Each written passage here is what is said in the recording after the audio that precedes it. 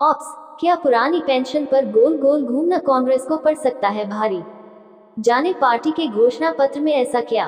पुरानी पेंशन बहाली के लिए गठित national joint council of action के संयोजक शिव गोपाल मिश्रा ने पहले ही कहा था कि जो भी दल पुरानी पेंशन बहाली के मुद्दे को अपने घोषणा पत्र में शामिल करेगा, उसे कर्मचारी और उनसे जुड़े 10 करोड़ वोट मिलेंगे। केंद्र और राज्य सरकारों में पुरानी पेंशन बहाली की मांग को लेकर कर्मचारी संगठनों को कांग्रेस पार्टी से बड़ी उम्मीद थी कि वह ओपीएस के मुद्दे को अपने चुनावी घोषणा पत्र में शामिल करेगी। पार्टी के वरिष्ठ नेता पी चिदम्बरम ने शुक्रवार को घोषणा पत्र जारी करते समय कहा, ये मुद्दा हमारे दिमाग में है, इससे पीछे नहीं हट रहे हैं, लेकिन अभी केंद्र सरकार ने वित्त सचिव की अध्यक्षता में ओपीएस के समाधान के लिए कमेटी गठित कर रखी है। उसकी रिपोर्ट अभी तक नहीं आई है। रिपोर्ट देखने के बाद पार्टी अगला कदम उठाएगी।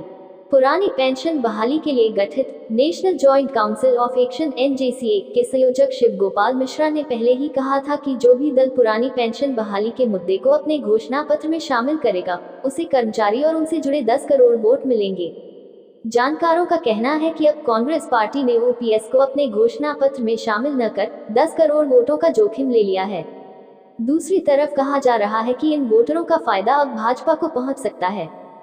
पुरानी पेंशन बहाली के लिए गठित national joint council of action (NJCA) की संचालन समिति ने पहले अनिश्चितकालीन स्ट्राइक की घोषणा की थी। 19 मार्च को कर्मचारी संगठनों द्वारा केंद्र सरकार को राष्ट्रव्यापी हड़ताल का नोटिस दिया जाना था। इसके बाद 1 मई से हड़ताल पर जाने की घोषणा की गई थी। बाद में सरकार की तरफ से कहा गया कि अभी कमेटी की रिपोर्ट नहीं आई है, इसके लिए सरकार को कुछ समय चाहिए। इसके चलते कर्मियों ने अपनी हड़ताल वापस ले ली। अखिल भारतीय रक्षा कर्मचारी महासंघ (AITF) के महासचिव सी श्री कुमार ने कहा था, पुरानी पेंशन बहाल न करना भाजपा के लिए सियासी जोखिम का सबब बन सकता है। लोकसभा चुनाव से पहले पुरानी पेंशन लागू नहीं होती है तो भाजपा को उसका खामियाजा भुगतना पड़ेगा। वजह, सरकारी कर्मियों, पेंशनरों और उनके रिश्तेदारों को मिलाकर यह संख्या 10 करोड़ के पार चली जाती है। चुनाव में बड़ा उलटफेर करने के लिए ये संख्या निर्णायक साबित हो सकती है। हालांकि तब कर्मचारी संगठनों के 10 करोड़ वोटों पर विपक्षी दलों की भी नजर रही थी।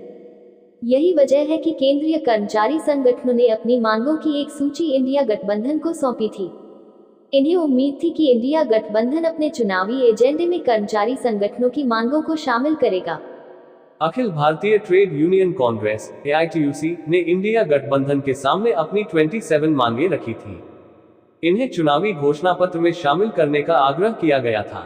स्टाफ साइड की राष्ट्रीय परिषद (JCM) के सदस्य और अखिल भारतीय रक्षा कर्मचारी महासंघ (AIDF) के महासचिव सी श्री कुमार ने भी कांग्रेस पार्टी और इंडिया गठबंधन को अपनी मांगों की सूची सौंपी थी।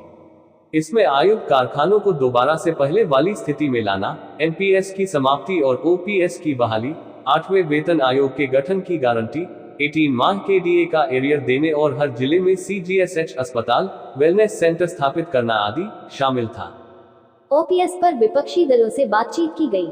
सी श्री कुमार के मुताबिक पुरानी पेंशन को लेकर विपक्षी दलों से बातचीत की गई थी। उस वक्त कहा गया था कि जो भी पार्टी अपने घोषणा पत्र में पुरानी पेंशन बहाली का वादा करेगी, उसे कर्मचारियों का समर्थन मिलेगा। हालांकि लोकसभा चुनाव की घोषणा होने से पहले विभिन्न मंचों से कांग्रेस नेता ओपीएस का समर्थन कर रहे थे। कांग्रेस ने छत्तीसगढ़, राजस्थान और हिमाचल प्रदेश में ओपीएस लागू की थी। कर्नाटक में भी ओपीएस लागू करने का भरोसा दिया था। दूसरे विपक्षी दल भी ओपीएस लागू करने के पक्ष में थे। कांग्रेस के घोषणा पत्र में ओपीएस को शामिल नहीं किया गया है। इससे कर्मचारी संगठनों को बड़ा झटका लगा है। श्री कुमार कहते हैं, अब कर्मचारी संगठन इस बात पर दोबारा से विचार करेंगे कि उनके वोट किस पार्टी के पक्ष में जाएंगे। कर्मचारियों से जुड़े 10 करोड़ वोटों का ये है समीकरण। स्टाफ साइड की राष्ट्रीय परिषद (JCM) के सचिव शिवगोपाल मिश्रा ने कहा था, लोकसभा चुनाव से पहले पुरानी पेंशन लागू नहीं होती है तो भाजपा को उसका नुकसान उठाना पड़ेगा। 10 करोड़ वोटों को हल्के में नहीं लिया जा सकता। केंद्र सरकार के सभी मंत्रालय, विभाग, रक्षाकर्मी, सिविल, रेलवे, बैंक, डाक, प्राइमरी, सेकेंडरी, कॉलेज एवं यूनिवर्सिटी टीचर, दूसरे विभागों एवं विभिन्न निगमों और स्वायत्तशासी संगठनों के कर्मचारियों ने ओपीएस पर एक साथ आंदोलन किया है।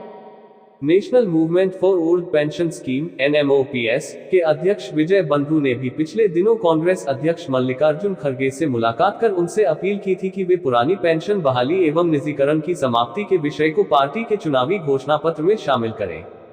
देश में करीब 1 करोड़ सरकारी कर्मचारी NPS में शामिल हैं। वे खुद को असुरक्षित महसूस कर रहे हैं। डस्टबिन है NPS, मंजूर नहीं संशोधन।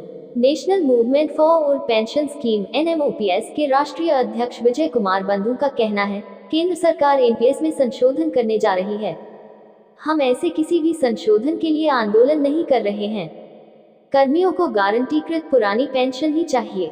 अगर कोई भी कर्मचारी नेता या संगठन सरकार के NPS में संशोधन प्रस्ताव पर सहमत होते हैं, तो 2004 वाली गलतियां 2024 में भी दोहराई जाएंगी। NPS एक डस्टबिन है। करोड़ों कर्मियों का 10% पैसा और सरकार का 14% पैसा डस्टबिन में जा रहा है। ये स्वीकार्य नहीं है। पुरानी पेंशन बहाली तक कर्मियों का आंदोलन जारी रहेगा। वित्त मंत्रालय की कमेटी की रिपोर्ट का कोई मतलब नहीं है। ये रिपोर्ट पेश हो या न हो, इससे कर्मियों को कोई मतलब नहीं है। वजह, ये कमेटी OPS लागू करने के लिए नहीं, बल्कि NPS में सुधार के लिए गठित की गई थी। NPS में सुधार करने के लिए कमेटी गठित। वित्त मंत्री निर्मला सीतारमण ने लोकसभा में पुरानी पेंशन के मुद्दे पर एक कमेटी गठित करने की घोषणा की थी। वित्त मंत्रालय ने गत वर्ष 6 अप्रैल को वित्त सचिव की अध्यक्षता में एक कमेटी का गठन कर दिया था। इस कमेटी में कार्मिक, लोक शिकायत व पेंशन मंत्रालय के सचिव, व्यय विभाग के विशेष सचिव और पेंशन फंड नियमन व विकास प्राधिकरण (PFRDA) के अध्यक्ष को बतौर सदस्य शामिल किया गया। कमेटी से कहा गया है कि वह नई पेंशन स्कीम (NPS) के मौजूदा फ्रेमवर्क और ढांचे के संदर्भ में बदलावों की सिफारिश करे। किस तरह से नई पेंशन स्कीम के तहत पेंशन लाभ को और ज्यादा आकर्षक बनाया जाए, इस बाबत सुझाव दें। कार्यालय ज्ञापन में कमेटी से ये भी कहा गया कि वह इस बात का ख्याल रखे कि उसके सुझावों का आम जनता के हितों व बजटीय अनुशासन पर कोई विपरीत असर न हो। खास बात ये रही कि 2 पन्नों के कार्यालय ज्ञापन में कहीं पर भी OPS नहीं लिखा था। उसमें केवल NPS का जिक्र था। जानकारों का कहना है कि अभी कमेटी की रिपोर्ट नहीं आई। कर्मचारी संगठनों से सुझाव मांगे जा रहे हैं। अब लोकसभा चुनाव का बिगुल बज चुका है। संभव है कि कमेटी की रिपोर्ट चुनाव के बीच में आ सकती है। कमेटी द्वारा कर्मचारी संगठनों को भरोसा दिलाया जा रहा है कि उनके आर्थिक हितों का ध्यान रखा जाएगा। केंद्रीय कर्मचारी संगठन से जुड़े एक पदाधिकारी बताते हैं कि ऐसे में संभव है भाजपा को फायदा मिल जाए। सरकार विभिन्न कर्मचारी संगठनों से बातचीत कर उनके सुझाव ले रही है।